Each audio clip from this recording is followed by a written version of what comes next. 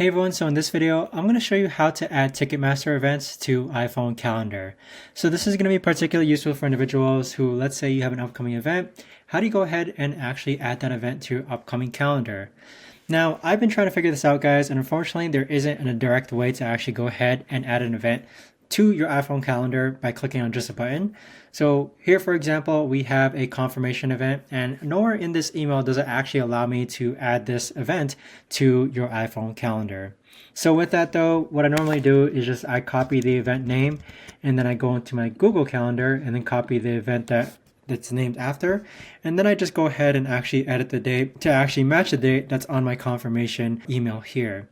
So that right there, guys, unfortunately is the best and easiest way that I know of to actually go ahead and add your Ticketmaster event to your iPhone calendar. If you guys know of a better or easier way to actually do this, let me know in the comments down below. I would love to know. But thanks so much for watching, everyone, and I'll see you guys all in the next video.